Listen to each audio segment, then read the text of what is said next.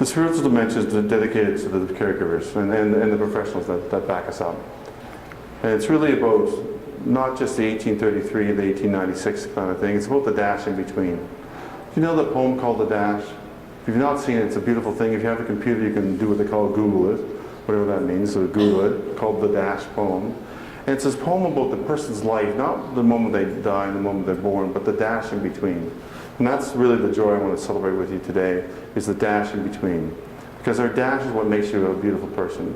This person's dash was fairly significant. This person was actually a munitions expert. He made dynamite. In fact, he's rich because his family invented dynamite.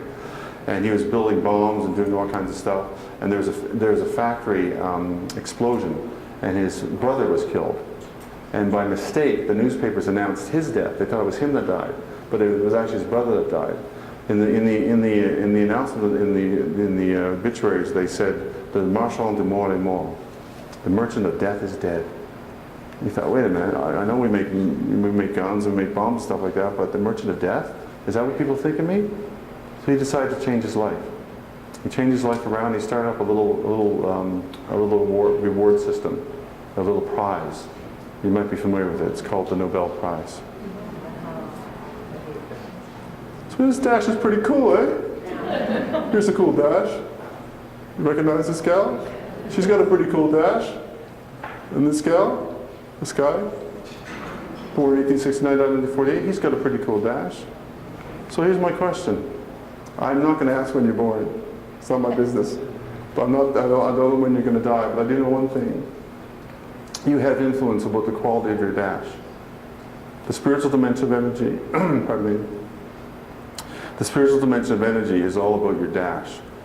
And I have a little question for you that goes with that. Oh yeah, here's my favorite quote of all. Here's a guy carrying a load up the mountains. If you can't see the photograph very closely, you'll notice he has bare feet. He's a servant leader. He's an unsung hero. He carries the load of others for a lifetime, for a reason, a season, or a lifetime. And that's what an unsung hero does. So an unsung hero, by my definition, is a great person because everyone has the power for greatness, not for fame, that's different, but for greatness. Because greatness, pardon me, because greatness is determined by service. And the great Martin Luther King Jr. coined that phrase, and I think it's a beautiful sentiment to have for the caregivers and the professionals that look after us folks. So thank you for that. Ultimately, it's really just about getting into heaven anyway, isn't it? We just want to make sure we get to heaven. So here's St. Peter's interview question. Did you know your St. Peter interviews you when you get to heaven? Did you know that? Okay, well here I've got the original copy from the Vatican of St. Peter's questionnaire when you get to heaven. Here it is. So if you answer these questions, you're dashing pretty good. Question number 1. Did you find joy? Did you find joy? In your lifetime, during your dash, did you find joy? Question 2. Did you give joy? Was your life part of giving joy and finding joy? And the third question, unfortunately, is a multiple choice question, so it's not too bad to get wrong if you get it wrong. But who's the best band? The Beatles or the Stones? So it doesn't matter which one you get there, so we're good with that, because they're really both good bands. So if you're into heaven. So folks, it's been a real pleasure to share with you today. I want to give you a gift from me to you, from my wife to you, from my baby daughter, Hannah. It's a card that's on your desk. It's a card that's on your desk. Please take it home as a gift from us to you. Please, if I may be so bold, as to take it home as a gift from all Parkinson's folks living with Parkinson's, as a gift from us to you. And if you've got Parkinson's, take it as a gift from me to you for being a courageous person dealing with an often challenging and sometimes frustrating condition. I'd like to close with this quote, if I may, and have my final thoughts on that. And I want to thank you to the unsung heroes amongst us, the caregivers, the professionals that care about us, and those folks that look after us for a reason, a season, or a lifetime. It goes something like this.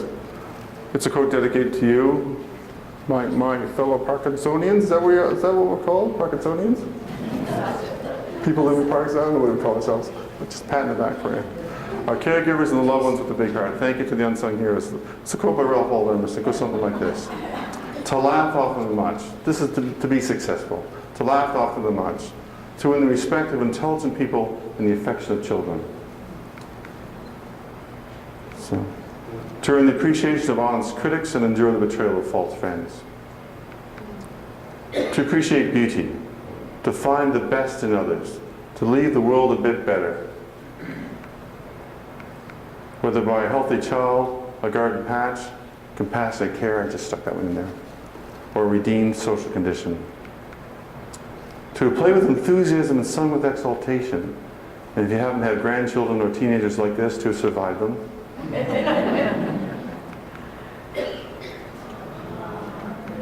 To know that even one life has breathed easier. You can read it. Because you lived, I get all choked up when I get inspired. Because you have lived, this is to have succeeded. Ladies and gentlemen, thank you so much. Celebrate living well, and thank you very much for being here this wonderful weekend.